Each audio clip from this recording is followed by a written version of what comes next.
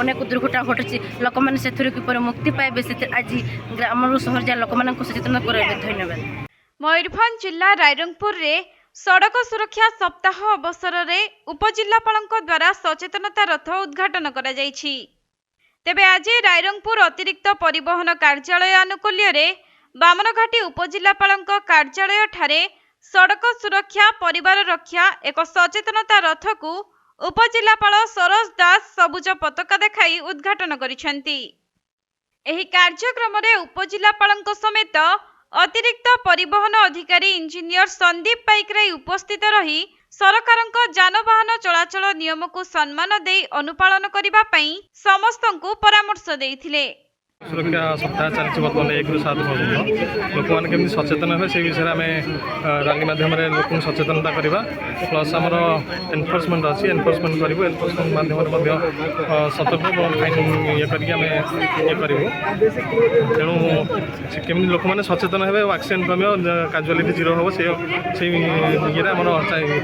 पदक्षेप नि पर रायरंगपुर महिला महाविद्यालय एनसीसी छात्री और रोटारी क्लब सदस्य माने उपस्थित रही सड़क सुरक्षा सचेतनता नहीं प्लाकार्ड सह एक विशाल शोभायात्रा सहर परिक्रमा करथिले। एही अवसर रे जेउ चालक माने रास्ता रे नियम को माने गाड़ी चलाउथिले सेमानंकु चॉकलेट एवं पेन देई सड़क सुरक्षा परिवार रक्षा सचेतनता कार्यक्रम को आगको नेइथिले। वर्ष आम सड़क सुरक्षा सप्ताह पालन करुचे जहाँकि जनवरी 1 ରୁ जनवरी 7 पर्यंत पालन करा जाउछि। रायरंगपुर उपमंडल स्थल आज यहाँ शुभारंभ करा जाइछि।